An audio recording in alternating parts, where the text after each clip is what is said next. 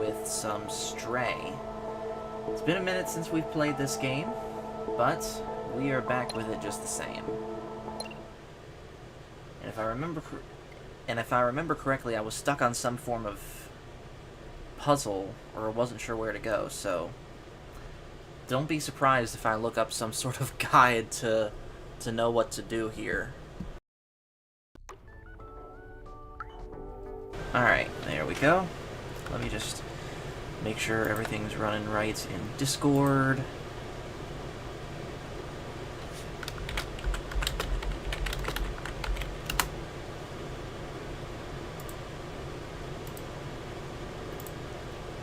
There we go. Alright, so... Ooh, this is new. Remember.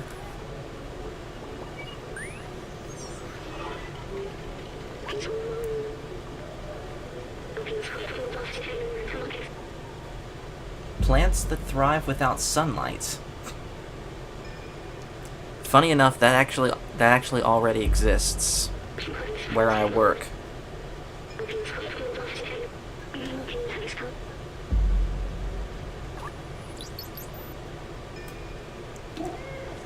Alright. There we go. Alright, let's see what we got here. Gotta do that. I think that's what I was meant to do. But I'm still in that slums area. So, yeah, fair warning, guys. It's probably gonna be... Ooh. Oh, hello there. Hey, Phil. What's up, man? How's it going?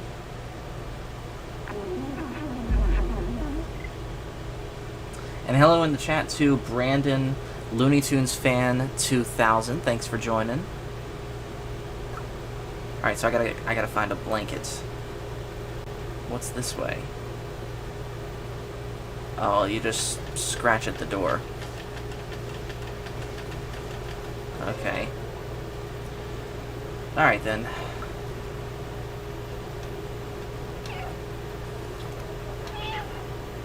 I forgot that there was a button to actually meow in this game. Brandon Looney Tunes fan says, I have 787 now. What does that mean? Is that subscribers? Because if that's true, congratulations. Alright, so I gotta find a blanket.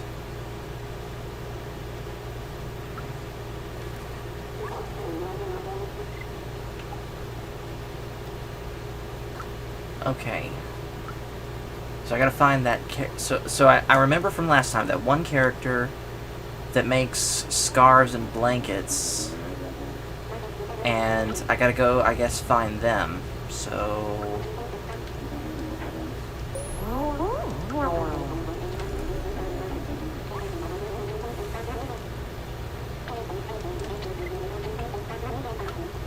Okay. So all I have is that sheet music. Find.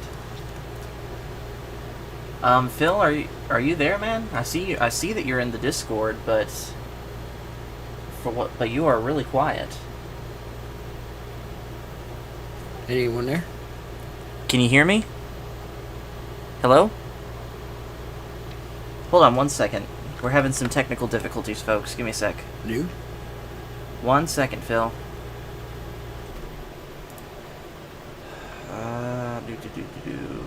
Where are you? Input device.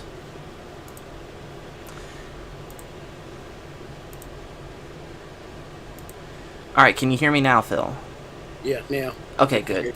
Yeah, for whatever reason, my sound settings got screwy in the Discord app, so let me just double check in the stream, make sure everything's okay. Take your time. So you weren't messing with an elderly person, making believe that they were speaking? No, because it's not natural for you to be that quiet. Yeah, Discord. I've been having problems with it for the last about week. Mm-hmm. Changing of keys where I never change keys ever. Uh, yeah, if you're on for like more than I think for me like 4 hours, uh, Discord just I lose sound and the ability to talk, and I have to relog. So I always have my Discord on my computers. And if I'm not on my desktop, I'm on my laptop. If I'm not on my laptop, note that not that I can work it, but I do have Discord on my phone. Real quick, look at the screen. Look at this glitch that I see right here. Oh, with the master hood thing. Yeah, that was not here last time. But oh well. At least a glitch like that isn't my fault. But yeah, Michael weirdly was having similar problems yesterday when we were gearing up for that Matt Cave stream, where he, for whatever reason, we couldn't hear him in Discord either until he changed his stuff. Yeah. I noticed that there was an update this morning. I don't know if it's fixed the problem, but every once in a while I'll get that issue with Discord. Yeah. I still will take it over TeamSpeak, plus it's free. You know? I mean, you can get TeamSpeak for free, but the quality of the TeamSpeak is not the same as you pay for it. Understandable. By the way, in the chat, hello to Cobra Disney Jedi. Thanks for joining. That guy. Yep. So, question for you, Phil. Have you been hearing lately about all the backstage drama from AEW? About CM Punk and, I guess there was a big fight? Yeah, it was him getting into a fight alongside, I believe his name is Ace Steel. I think he's like some sort of like publicist or personal trainer for Punk. The two of them got in a fight against the Young Bucks and Kenny Omega that involved one of the Jackson brothers, one of the Young Bucks, getting hurt somehow. I can't remember how exactly. And things just getting real bad to the point where Tony Khan actually had to suspend all of them and strip them all of their titles. And real quick, Cobra Disney Jedi is saying in the chat, a muted Phil is a good conversation. So give me a quick second. He might be joking, but let me just double check and make sure that Phil's actually coming through. Give me a sec.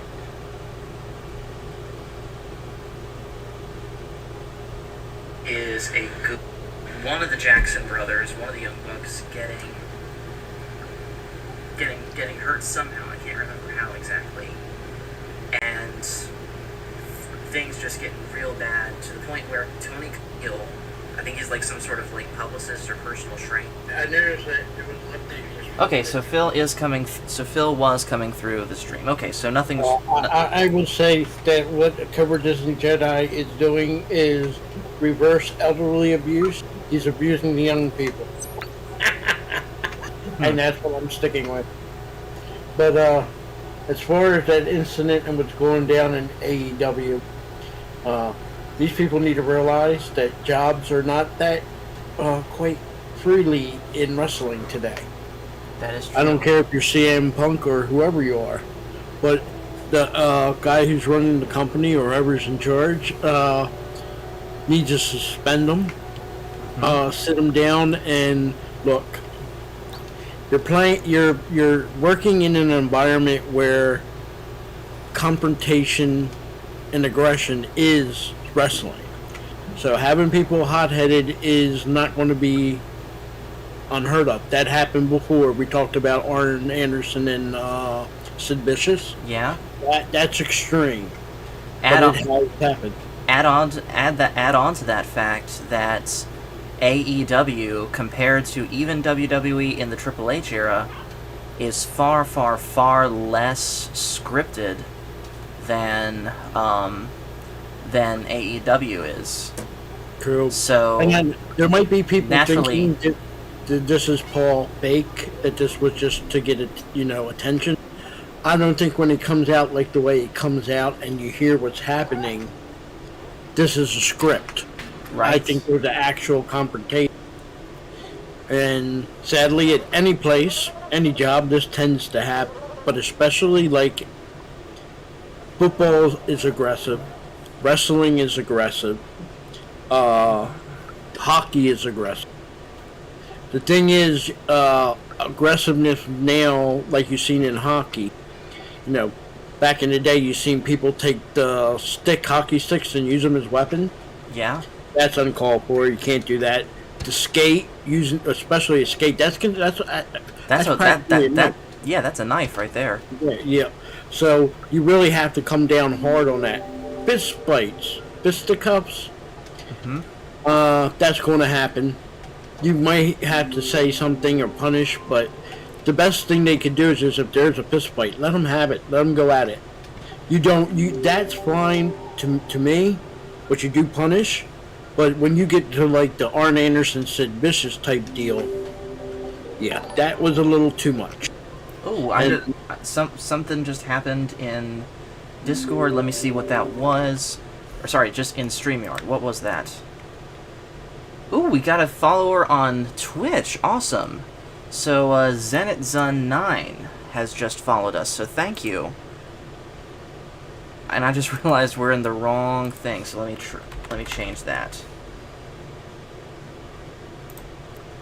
I had it advertised on Twitch accidentally that we were playing Fortnite, not Stray, so just had to fix that for a second. There we go.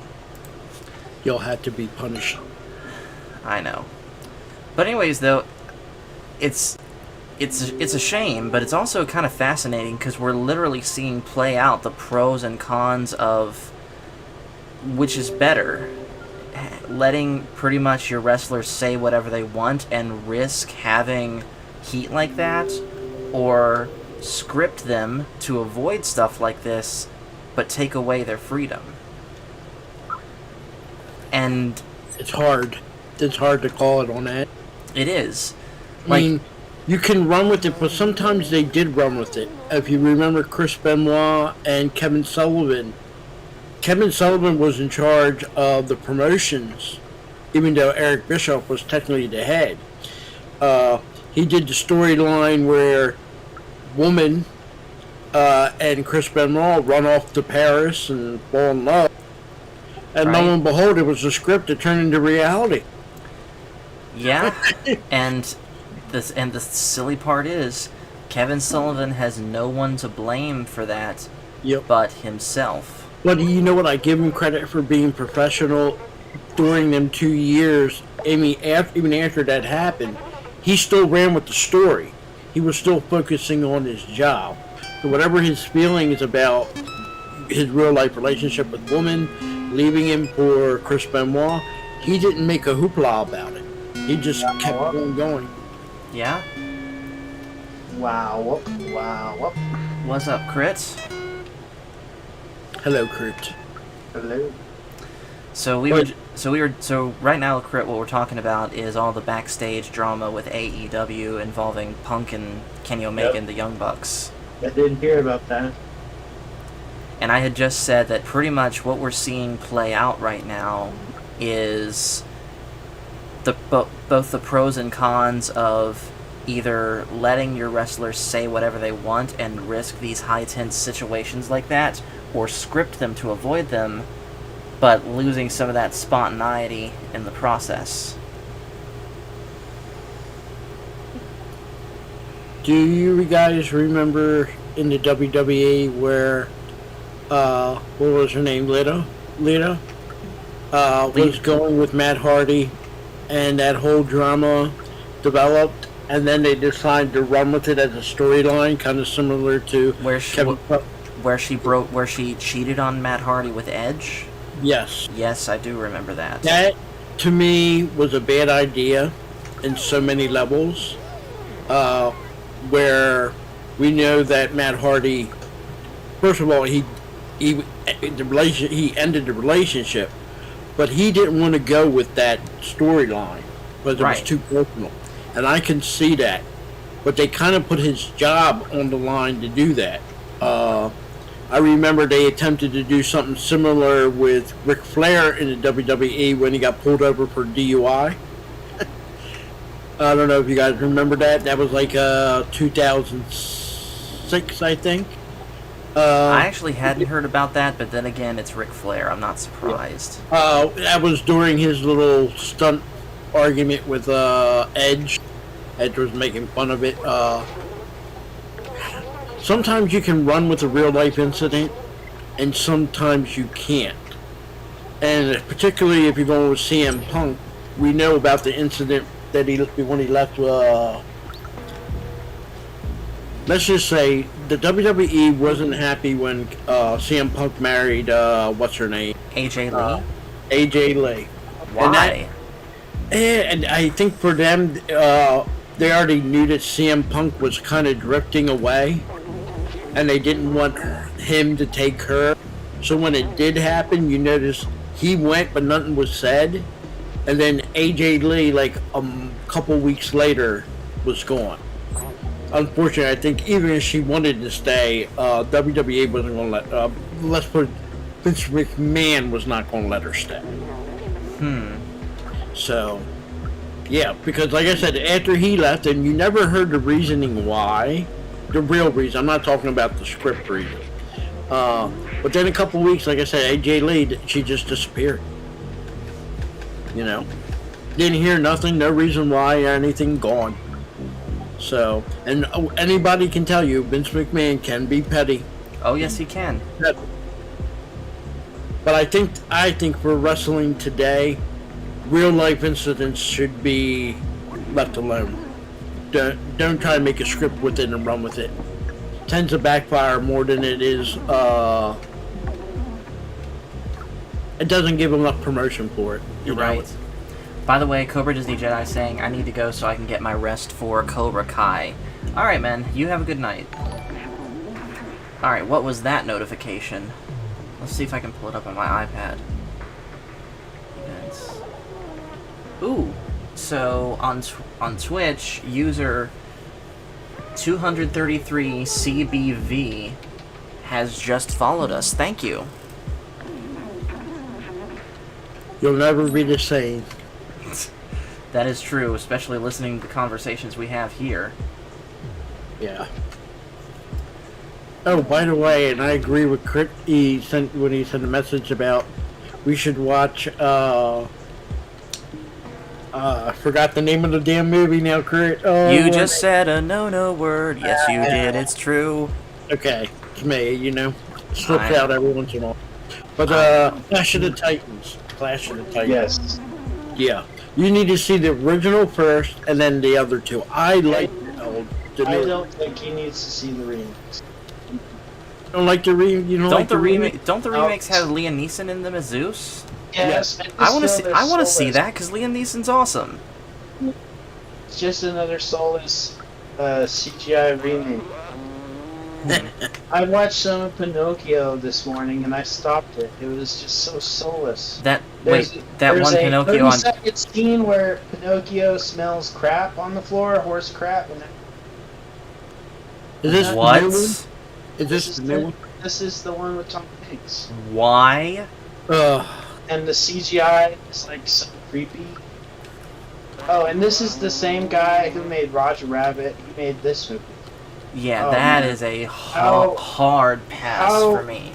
How the mighty have fallen, I would say. Turning out dump heap remakes for Disney. Funny enough, not just that, but Robert Zemeckis thought it would be funny to the clocks be Disney properties. You remember the clock scenes from Pinocchio? Well, when the clocks strike 12, you see Woody in one of the clocks, and then you see Roger Rabbit and Jessica Rabbit in one of the clocks, and then you see Sleeping Beauty. I thought it was a nice nod, but then again, you could think it was a soulless self-advertising. So it's so blind. Yeah, I had a bad feeling when they announced they were doing the new Pinocchio, and just confirming. Yeah, They changed Monstro too. Remember, Monstro was a sperm whale. Now he's just a monster fish in the new movie. It's not my Pinocchio. Yeah, and me personally, I'm not even that big a fan of Pinocchio to begin with. Oh, boo. I don't hate it. I don't hate it, Shame. but it's just not my thing. The original is more in line with the Italian folklore of Pinocchio. Because, we have John Henry, Paul Bunyan, that type of deal. Well, Pinocchio. No, this remake is... No. Every scene you saw in the original is redone in the remake. They just add maybe modern references and stuff. And again, they add weird scenes like Honest John the Fox. He's chasing Pinocchio, and then there's this long scene where Pinocchio smells horse crap on the road. I'm not kidding. And it goes on and on while Honest John's talking with his cat sidekick. I was done with that movie by then. It was so silly. I'm tired of these Disney remakes. They're so soulless. Yeah, that's... Like I said, that is a hard pass for me. Don't get me started on the Blue Fairy. Don't. Yeah, honestly, what can be said about that hasn't already been said? Just tell me, do they have Jiminy Cricket in it? Oh yes, they do, and I've seen previews showing him. Yes, it's the same Jiminy Cricket. I would say Pinocchio looks fine. I would say he's probably the best looking of the Disney remake. Because it is exactly how he looks like in the cartoon. It's just CGI. But then again, I can't defend. Oh, the fish. The fish. If you remember the female fish, that's a CGI monstrosity as well. And interesting. I don't. So I have reminded It defeats the purpose if they change the whale into a sea monster. The whole purpose of this. The whale, if you get the reference, is Jonah and the whale from the Bible. That's where they get it from. That's why it's in the book. Well, in the original book, it was a dogfish, they said, that swallowed Pinocchio. And maybe they're making it like the book, but I like the movie. The cartoon version of Monstro is just very scary because it is just a sperm whale. Mm-hmm. Has a large voice. And this one is just a dogfish thing. I didn't like that. Did he go around shouting, "I want to be a real boy"? Yeah.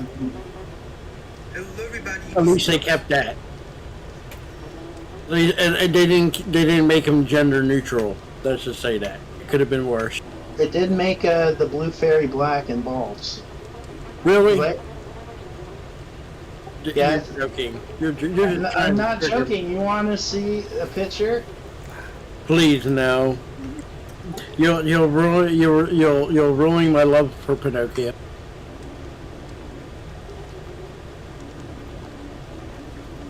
There you go.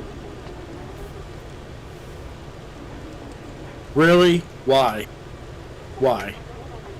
Why would they do that? I mean, this is like taking Paul Bunyan and changing him for what reason? I don't know why. I don't know why, but that costume reminds me of Michael Jackson, The Wiz. I don't think Paul's seen The Wiz. I have not. I know that Michael Jackson and Richard Pryor are in it though. Yeah, I do like that movie though, The Wiz. Legit, the only thing that I know Richard Pryor for, by the way, is Superman 3, which, hot take, I actually like that movie. Oh, you miss it. There's funny movies with Richard Pryor. There's The Toy. I love The Toy. He does stuff with Gene Wilder. He does good stuff. But hold up, wouldn't they consider today The Toy to be a offensive movie? Yeah, probably. Yeah. There's a lot of race jokes in it. Yeah. But I do think that was a good movie. I thought it was funny, and yeah. a funny movie with Eddie Murphy called Harlem Nights, which I like.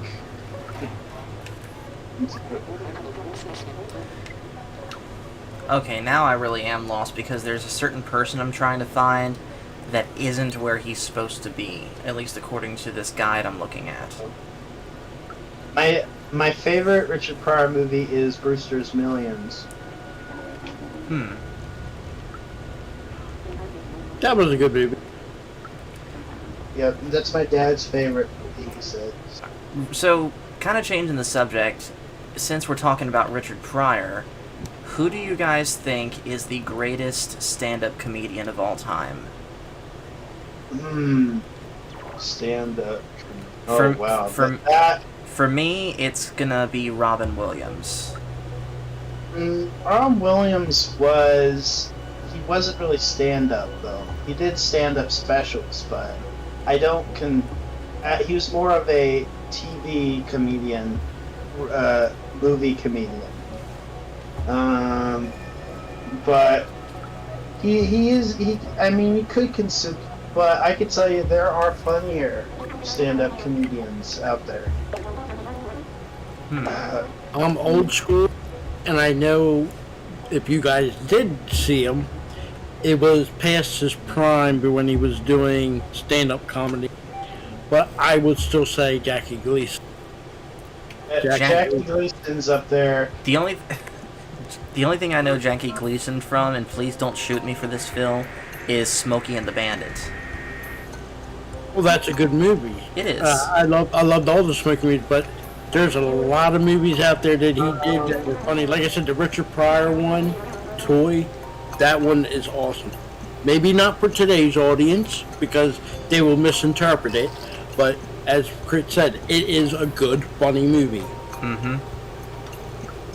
Richard Pryor, George Carlin, Rodney Dangerfield, and Dave Chappelle. Okay. Another guy that's up there for me is John Panette. You guys heard of him? Yes. No. John Panette, he actually passed away back in 2014, unfortunately.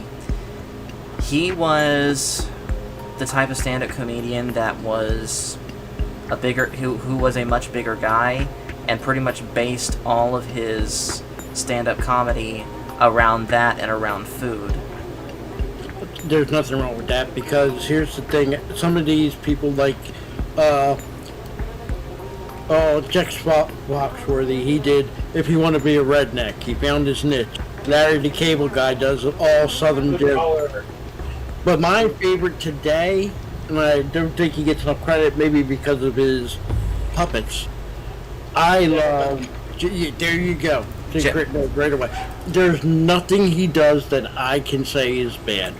Nothing. I love all the stuff. I have never listened to a Jeff Dunham show. What? What? Crit? We must correct this. You gotta watch Caddyshack before you watch any comedy related. Yeah.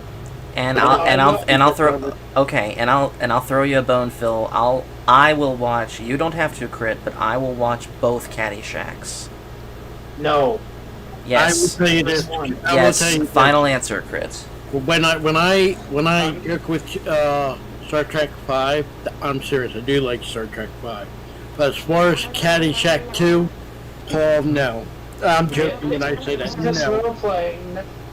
That movie should be just shredded. He finally admits it. It was all a ploy. It was a ploy. Caddyshack 2 is a ploy, not Star Trek 5. I'm serious. Okay. Then I take back what I said. It's Worst really that bad. comedy movie ever made. If you to substitute something for that, you should see Stripes. Yes, I do actually want to see Stripes. And that's something we would need to get Michael on, given that that's an Army movie. What kind of training did you do? Army training, sir. Mm-hmm. That is so hilarious. Yeah. Also like Richard Plicko. And I will tell you two stand-up comedians that people forget. They were probably the original pair. Abbott and Costello, you borrowed a lot from them, and that is Low and Hardy. Yes, and by the way, Phil, did you know that 7 times 13 is 28? We're going to go for It's really not, we know that, but that was one of their bits. As long as you don't do that one from Abbott and Costello, who's on first? Who is on first? What's on second? Then who's on third? Oh God, I forget who's on third. Funny enough, how I know that joke, at least somewhat, is... Oh crap. How I know that joke, funny enough, is actually VeggieTales. They did their own version of it in the special that they did, The Duke of the Great Pie War. If you like Abbott and Costello, like I said, they borrowed a lot from Low and Hardy. But Low and Hardy is, like I said, one of the first team comedians. They come out right at the time where movies have gone from the silent movies to actual recording. So that's, that World War I era. So a lot of their stuff was in black and white. And logically, over time, people are going to forget about them, but they were actually a good, funny team. Right. So, but I'll tell you, another comedian that we tend to forget is, what's his name? The guy who did the Disney Dragon. I'm trying to pull the cop, Beverly Hills Cop. I can't think of his name. Eddie Murphy. Thank you, Eddie Murphy. Thank you, Craig. Eddie Murphy, man. Never gets enough credit. Never gets enough credit. I think Eddie Murphy is one of the funniest. I know Eddie Murphy, unfortunately, as Donkey from Shrek. For shame. I know. I'm guessing you've never seen Trading Places. Nope. Or Coming to America. They should never do a part 2 to Coming to America. If you're a Jazz Star Wars fan, you should see to America. Yeah, it also has the best McDonald's restaurant. The only thing I did not like Eddie Murphy doing, the first one I can give him a pass, was Dr. Dolittle, but after that he should have stopped. I rewatched that not too long ago. I thought it was fun. That's another one I've never seen. The first one is fine. I have no problems with it. Yeah, But the other one, no. They were pushing their luck. Fair enough. Kind of like how you could almost make the argument that... Let me guess, they made Dr. Dolittle 2 just as a cash-in, kind of like how they did with Home Alone 2. Pretty much. And it was, I would say, it wasn't a blockbuster, but it was successful. And they yet determined, we can get another paycheck and bail epic. Like, they did this, and I think it was a bone thrower, Dr. Dolittle with, what's his name, Iron Man guy. Robert Downey Jr. That movie is awful. That's like one of the worst. Don't even get me started. I went to... Me and my mom rented that movie, and I swear, Did a refund of your rent? talking animals voiced by celebrities, thought that was annoying. To me, that was so... Now you know why there was never a second one. I hope at least they were smart in that department. They never did a second one. Which I think, like I said, the Eddie Murphy one, the first one was fine, and I think it would have been left alone, but because the second one was so bad, I think it gets kind of like a backlash because of it. So let me ask you guys this, kind of in the same vein. Who do you think is the best comedic actor? Who do you think has the best, funniest movies? Robin Williams. Either Robin Williams or Eddie Murphy. I'm actually going to disagree and say, even though I've barely seen his Or stuff, Chevy Chase. I'm actually going to disagree and say Adam Sandler. No, I don't. Are you trolling? No, I'm being dead serious. No.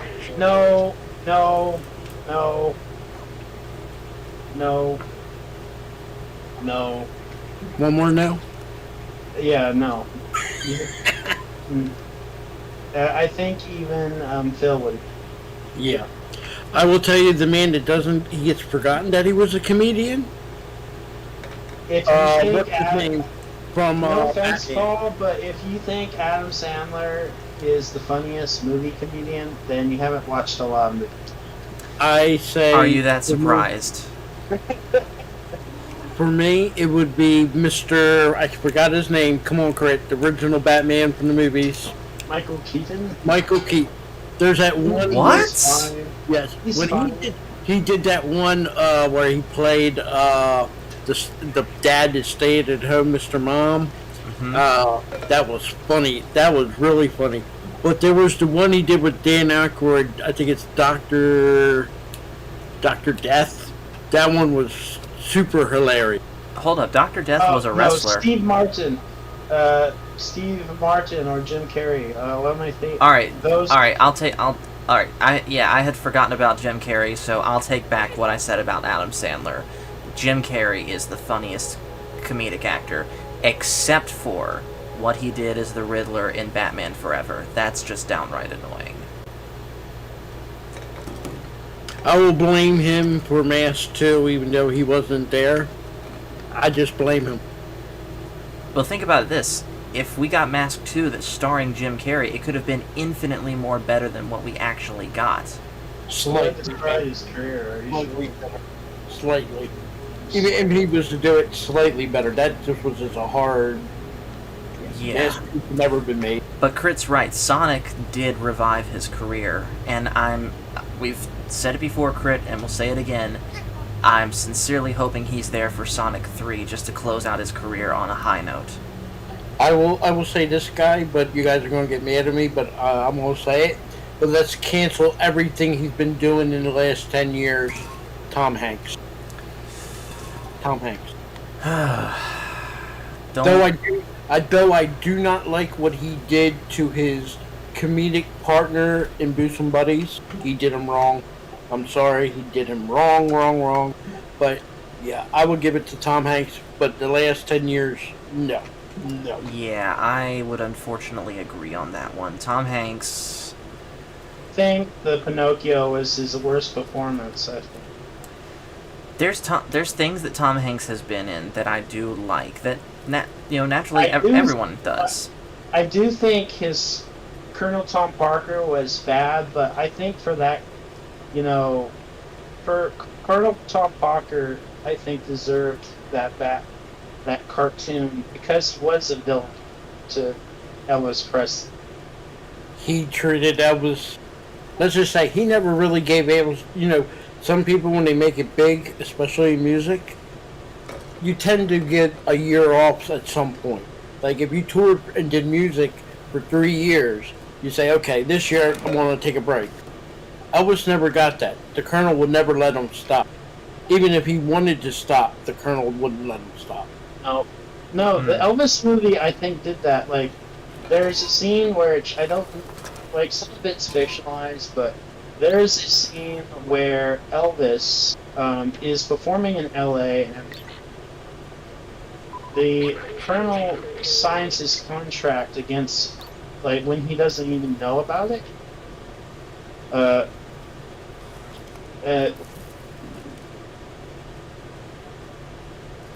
I know he did something similar for his stunt in Vegas. Elvis did not want to do Vegas, and the Colonel signed it.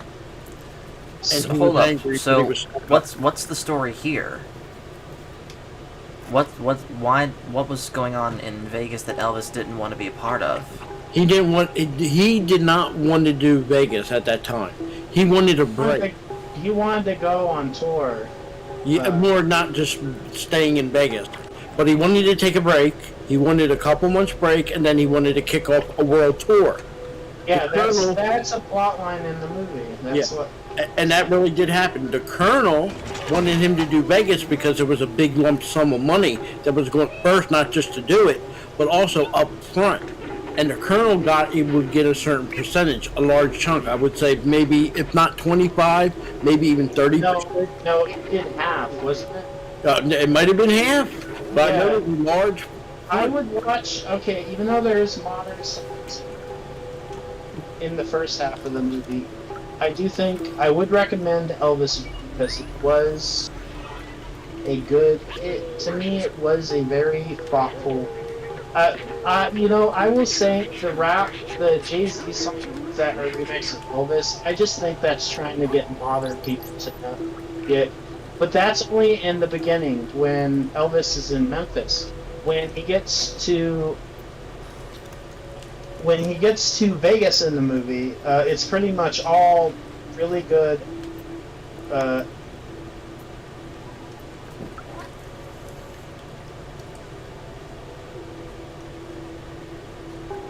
It's really good.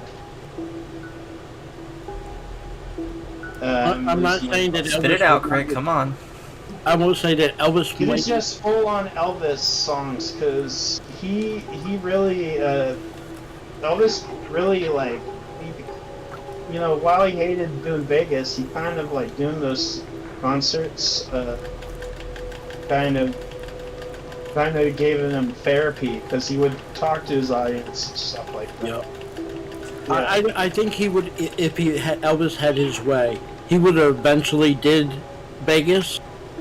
But I think he was right, and I think a lot of his problems going into the mid-70s to the time he died, had Elvis took a break, and I'm not talking necessarily like a 2-year break, but had he could have took a year and not lost popularity or anything. So let me ask you this then, Phil.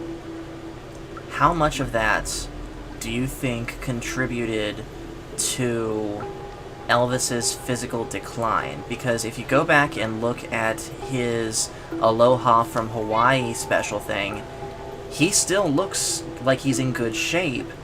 And that's in 1975. Fast forward 2 years later, and he looks terrible. Like, Let's say that again, he he's felt- kind of in the birdcage. Yeah. You had to commit to the Vegas Yeah. contract. And you have to remember, he was loyal to the Colonel. We can say he did dirty and he overworked Elvis. All true. But Elvis felt... You have to remember, when he signed with the Colonel, he felt that helped shoot him to stardom. So he always felt he owed the Colonel.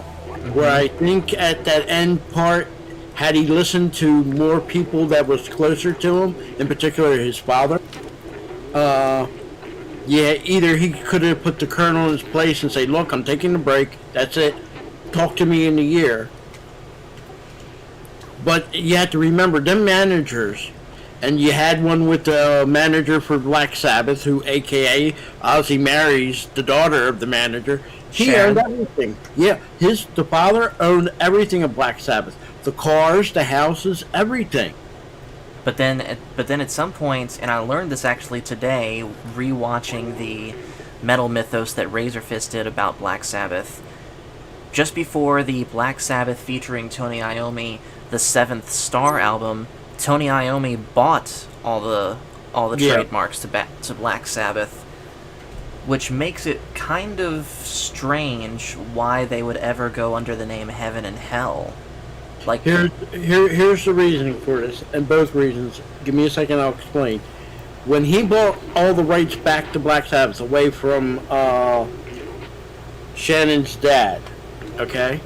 Now, he pretty much owned the name and everything associated, the albums, all. It doesn't mean that the other members or previous members, all the people there, don't get their residual checks.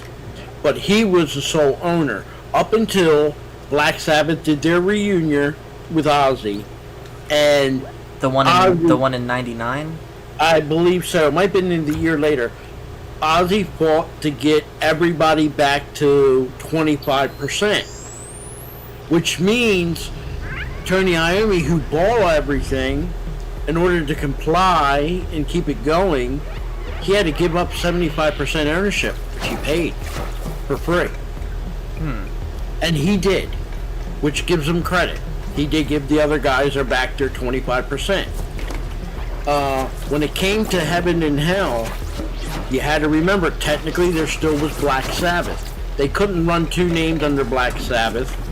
So to solve the problem, But here's the thing, didn't they do that once already? Because on the Dehumanizer album, when they brought back Dio, they technically didn't fire Tony Martin. no, but it's still Black Sabbath. And who was owning it at the time? Tony Iommi. So he had to say of who's Black Sabbath and who's not. When you get to the time they're doing Heaven and Hell, Ozzy has 25% ownership. So he, even if they're voting 3-1, it's enough of a vote that could say, unless it's unanimous, you can't use it. So, and you had to remember, he had to give that up in order, because according to Sharon, I am the one that's bringing Black Sabbath back, and to a degree, you have to give them to him, because the memorabilia start coming up. Touring, which he was, when the time he was doing with Tony Martin, and that band, there was Black Sabbath, not saying it was a bad band, they weren't into arenas. They were doing small clubs. Right? With Ozzy and Sharon did bring Black Sabbath back. So he had to bite the bullet on that. So, and even though Geezer Butler was with Tony Iommi to do Heaven and Hell, because the reason they did Heaven and Hell and got back with Dio, they felt Ozzy's voice was shot. Ozzy couldn't remember the lyrics, and most of the time he was mumbling on stage. So they said, well, let's get back with Dio. Well, they can do it. They can do that, but now you have Bill Ward and Ozzy, 25% ownership now each, 50-50. We can't take the name, so let's put it this way: everybody that knows the band is Heaven and Hell, everybody still refers to it as Black Sabbath. It's Black Sabbath. Yeah, even Dio himself said it. Listen, this is, we were, by any other name, we're still Black Sabbath. Yeah. But like I said, with Elvis, it was loyalty with the Colonel, and I think especially the last 5 years, Elvis was not in the condition to do 200 shows worldwide. And like I said, he knew, not that, like I said, he would have done Vegas, but I don't think he would have done it at the time he was forced to do it, and it looked like he really didn't want to. But he was stuck with the Colonel, and the Colonel was pressing for it. So. And then, keeping on Black Sabbath, around the time that they did Dehumanizer, I learned also that there was some severe trust issues around that time that Dio had with the other Black Sabbath members at the time, where basically the two sides would withhold information from each other because they're not sure how exactly this is going to work out, and they don't want to have a repeat of apparently the stuff that happened last time that caused them to break up. Live Evil was the cause, and what happened on Live Evil, you had two members, the original members, Geezer Butler and Tony Iommi, and you have Dio and what's his name, Benny Appleseed. Now you have to remember, when you say Benny's last name, you say differently than Carbon Apiece. Even though they're the same brothers, they pronounce the last name differently. But the thing going there was they were saying that Dio was going into the studio when they were putting the tracks together for Live Evil, and he was raising his vocals up. And they would go in, Tony Iommi and Geezer Butler, and they were lowering his voice down. Where they both were getting this information was the producer, not the producer, but the mixer. They have a special name for him, I forget off the top of my head. But the guy mixing it, The studio engineer. Yeah, the studio engineer, thank you, was giving them both different information. But then again, he was, they both admit to it. He was on cocaine. So here you're getting the information. So, yeah, that dissolved real quick, and that's why they split. They get back together to put Dehumanizer. Everything looks good. And then towards the end of the tour, Ozzy offers Black Sabbath to open up for him at a show. Which Dio was like, absolutely not. Yeah. Because First of all, yeah, Black Sabbath shouldn't open up But him and Ozzy did have a confrontation there for like a good 20 years. Yeah, because if I'm not mistaken, Dio would get constantly teased by Ozzy pretty much all but to his face, including, I believe, if I'm not mistaken, in Ozzy's stage shows, he would hire a dwarf that he would name Ronnie, that he would basically pay this person to basically make fun of him on stage, including, if I'm not mistaken, simulating lynching him. Yes. And a lot of people say that was Ozzy, but there are some people saying that was Sharon. I think it has to be both because they both knew about it and did it. The only thing I would say, I won't say they made up, but I do give Ozzy credit that when Dio died, some people were protesting the funeral. Ozzy did stand up for Dio at that point. It's a shame they couldn't amend fences earlier, not when he's dead. But Dio's right.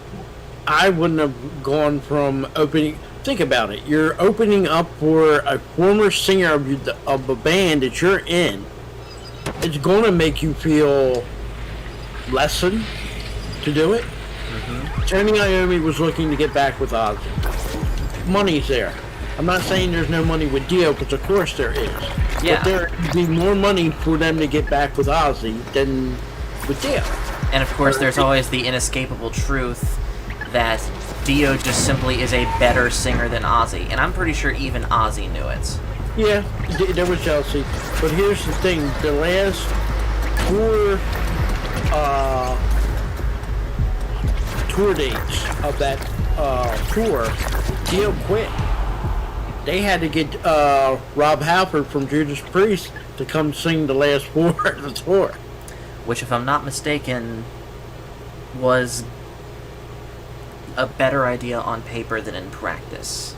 That wasn't the only time. When they got back together, there was one of the last tours of the original Black Sabbath.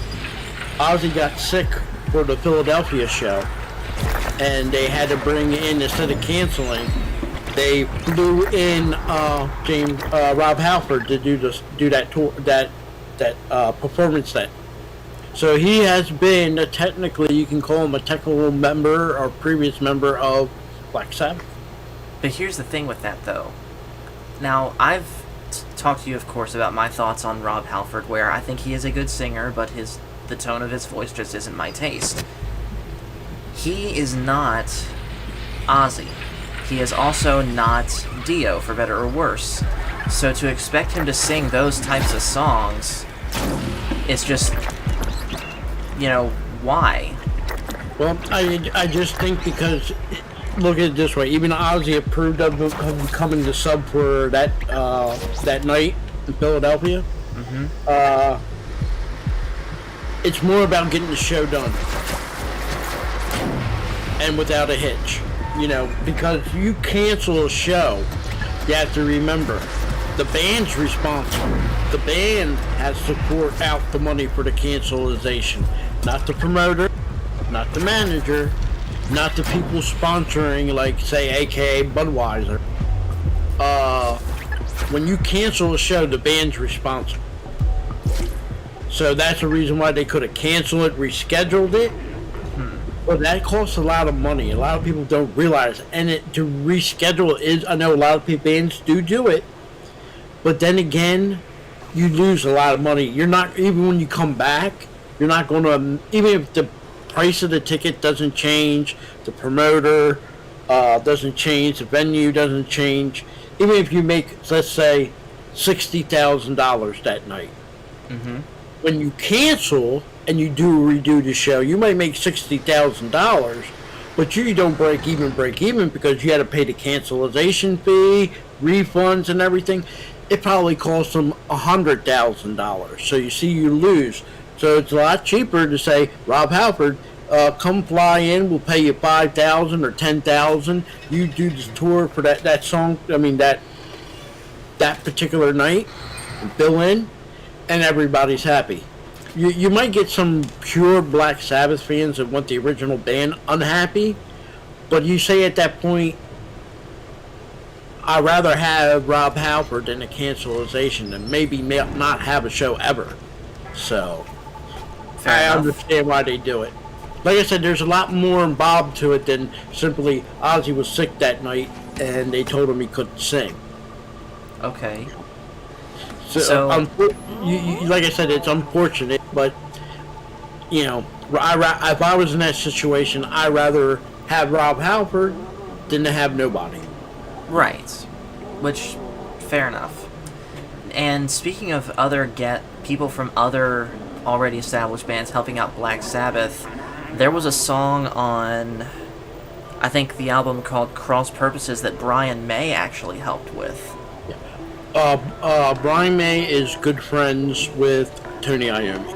Mm-hmm. Tony Iommi's pretty much friends with everybody, you come to think of it. But, think of it this way. When Freddie Mercury died and they did a tribute concert, who was the other guitarist up there? Tony Iommi. That's how close they were. Enough that you're going to, it's a tribute for Queen, but here another guitar player is there during the whole entire show, and it's Tony Iommi. Right. And I think Brian May needed that because he needed a friend. Not saying his bandmates aren't his friend, but he needed someone close to be up on that stage at that time because you lost your lead singer. Of course. So it is kind of weird to see there's a song, then they have everybody come up there, prearranged. Every song is a different singer. Mm-hmm. You had Axl Rose, who is one of the most overrated singers ever. Great. You had Kurt Hamlet from not Kurt Hamlet, Rob, whatever the guy from James Hetfield from Metallica. I believe you had Elton John. I know that for sure. And you had Roger Daltrey. Now think about the singer from The Who up there with the band Queen with the guitarist Tony Iommi.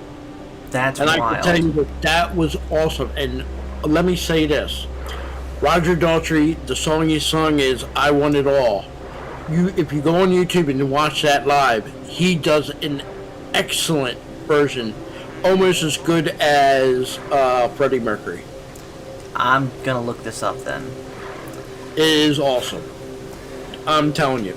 I know they had other people come join the band and sing for him, but if they could have had Roger Daltrey with Queen singing, I think he would have been an excellent person for that band. But you have to remember, he's in The Who.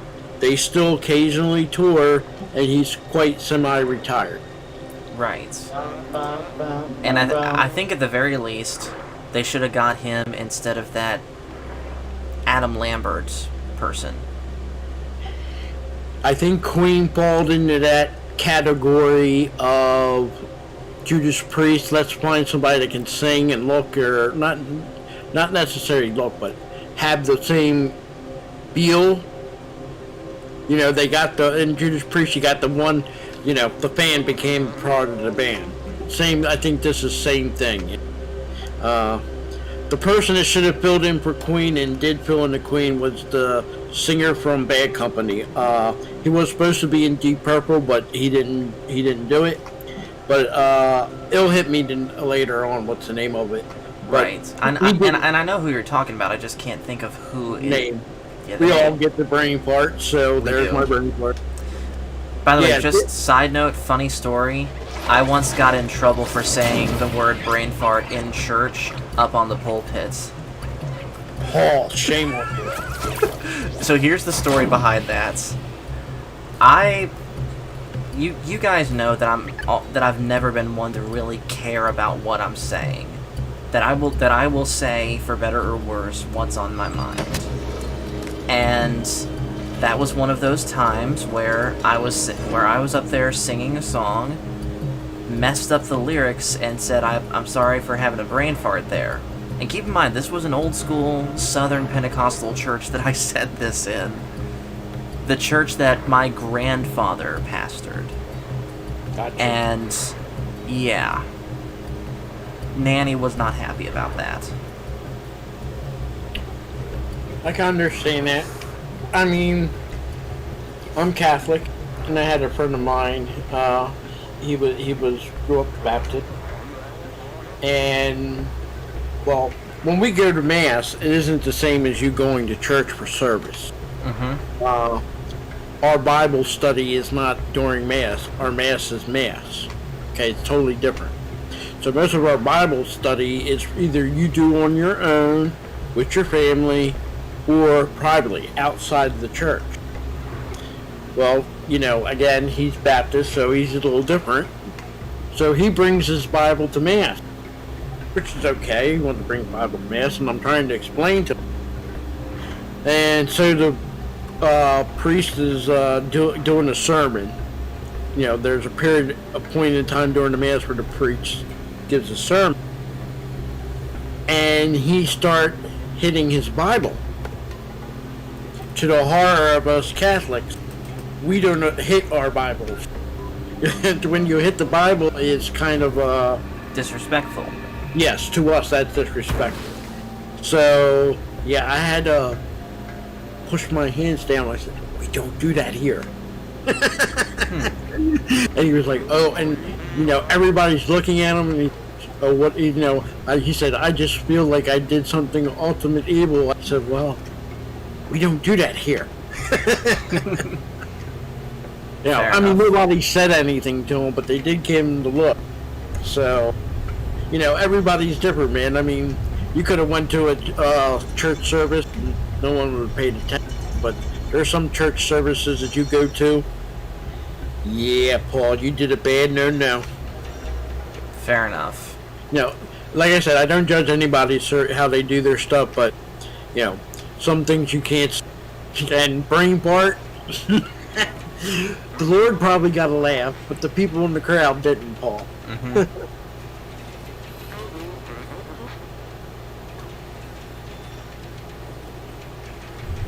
It said a no where it's wrong. Yes. I won't call that.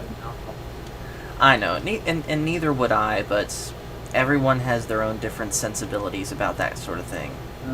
It was just said in a bad place at a bad time. Country southern church. Yeah. You want them old country, really, old country, you got to go to them, no offense, the Baptist. And I get confused with them because there's Baptist, then there's Southern Baptist, then there's First Baptist, then there's Second Baptist, and other kinds of Baptists. So, yeah, I get confused, so I just say Baptist. That's kind of how I think of it too. Yeah. It gets confusing because, like I said, I can go down the road and there's Baptist Church. Go a little bit further down, Southern Baptist Church. Okay. I go a little bit further down, and then it's the First Baptist, and then it's the Second Baptist, and there's a lot of churches where I'm at, Paul. A lot of churches.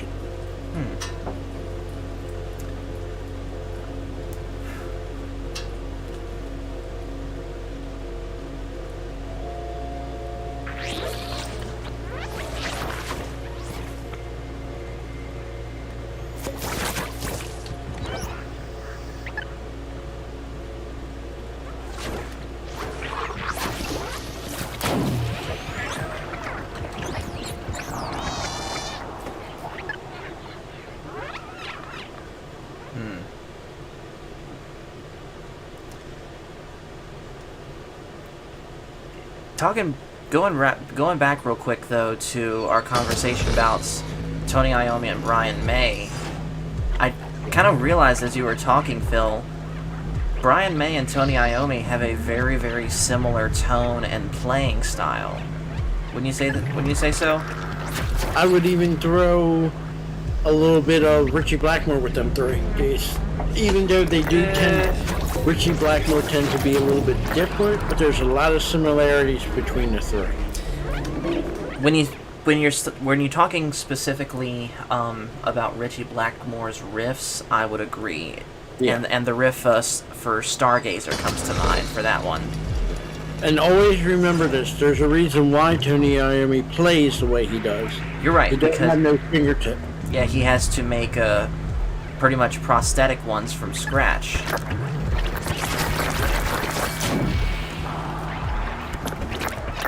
Okay, maybe it's not a good idea to rush in here head first like that.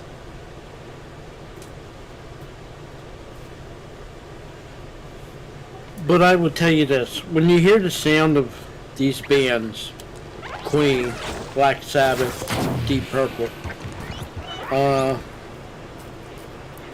I say the most, and this might be just my opinion, the one steadiness of all of them, they all had good drumming. Yes. Roger Taylor, I believe, was Yes, the drummer Queen. for Queen.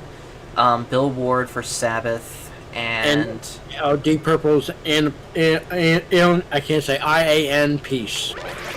yeah, Ian, can't say it right now tonight. I'm a little Ian. tired. It's Ian. Ian. Same as my friend. Yeah. I think Ian Peace never gets the credit he's due. He's a really good drummer. I will put him in the top 20 for drummers. Maybe in the case top 15. He could even make an argument for top 10. But like I said, he doesn't get the credit he deserves. Roger Taylor doesn't get the credit he deserves. He's an excellent drummer. Mm-hmm. You know. And then of course you have John Bonham too. Yes, I would put John Bonham definitely in the top 3. Definitely in the top 3. And who's number one? Eric Carr. Nah, I mean, I'm going by the, I put my feelings aside. The original drummer for The Who, I forget his name. Keith Moon. Keith Moon, there you go, thank you. Keith Moon. I would put, like I said, John Bonham. Yeah. And for me, I can't think of his name right now, so forgive me. He's a jazz drummer. You have to, you'll find out a lot of heavy metal and rock drummers are inspired by a lot of jazz drummers. Not all of them, but a lot of them are. And at one time, the way we see these people, for them, going back 20, 30 years ago, for them, in the 70s, was them 30, 40s jazz drummers. Like a lot of guitarists, like a lot of blues guitarists, you could almost say, were influenced by jazz guitarists, and then of course blues turned into rock, which turned into metal. Chuck Berry, even though personally I don't like the things he done personally. Wait, And that's hold something- up. What do you mean by that? Okay, and I would even throw Elvis on this, and even not Little Richard, but the guy who done Great Balls of Fire, Jerry Lee Lewis. Jerry Lewis. Well, you have to remember they're different people from a different era. Jerry Lewis really got bit by it, and that's when he married the 14-year-old cousin of his. But don't forget, Elvis was messing around a young Elisa, Oh. 14. Gotcha. And Okay. Chuck Berry, not that he married some of these, but he was tend to like them, let's say 15, 16. Look, in my day, I see. well, it was not unheard of seeing a girl that was in high school dating a 35, 38-year-old man. That happened in my day. This day and age, it's totally a no-no. Unfortunately, even when I was in high school, perhaps not to that extreme of an age gap, but I've seen it too. Yeah. And I'm sure, Crit, if you're still there, you have too. So, Chuck Berry, unfortunately, him and, I forgot the name of the guy for Great Balls of Fire. Jerry Lee Lewis. Jerry Lewis, yeah. They got bit by it. Elvis got a pass.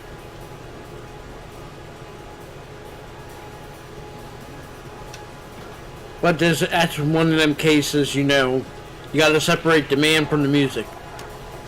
Musically, Chuck Berry.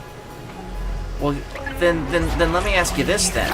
if people are willing to separate the man from the music, in those cases, why can't they do the same for Michael Jackson? Do you remember I told you people tend to build up somebody, yet they want to tear them down later on?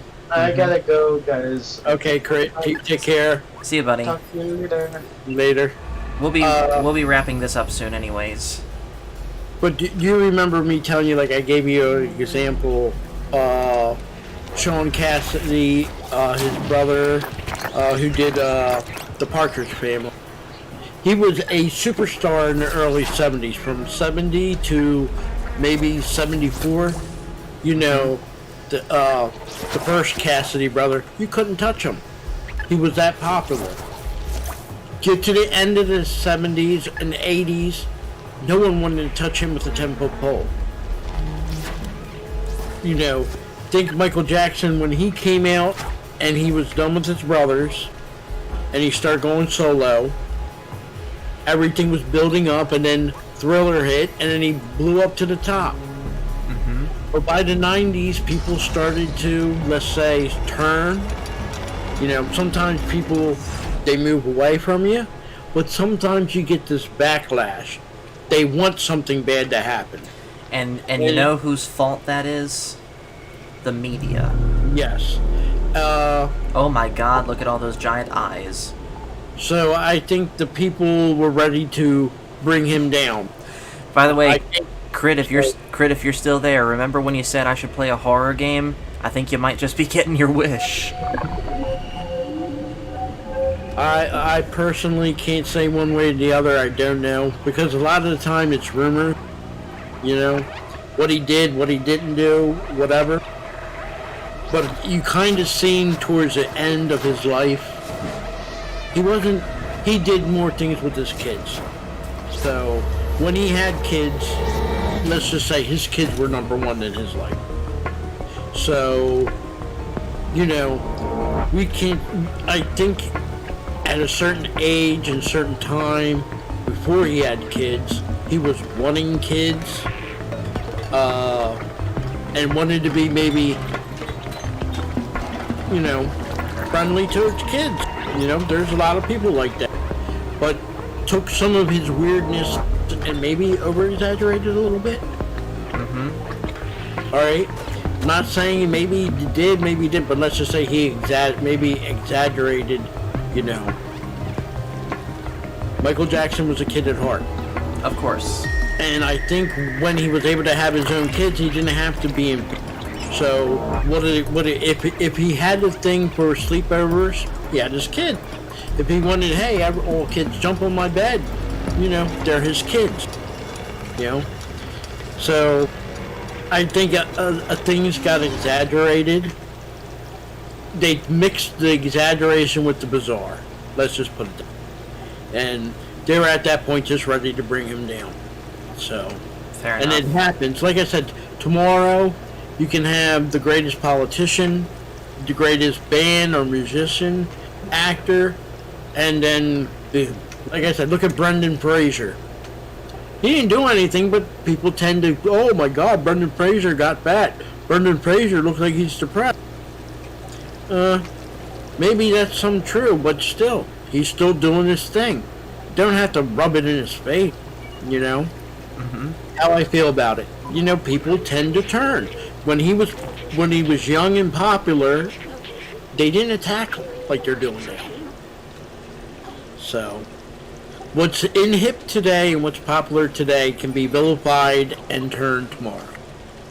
And that right there is the DNA of cancel culture. And I think on that note, we're going to go ahead and end for the night. Sounds good. Yep. Don't So, crack it too deep. I'm joking. Just joking, Paul. Black has been 626. We do not talk 666. We do not talk about that stuff. Is that on your Twitch? That's on YouTube. Okay. I'm not seeing it because I'm looking on your Yeah. thing on the It- Wait, I I'll, don't think I'll handle it. Sorry, I'm not in the channel to give him the boot. It's okay. I'll handle it. So anyways, though, thank you guys so much for watching. Make sure to hit like and subscribe if you haven't already, and we will talk to you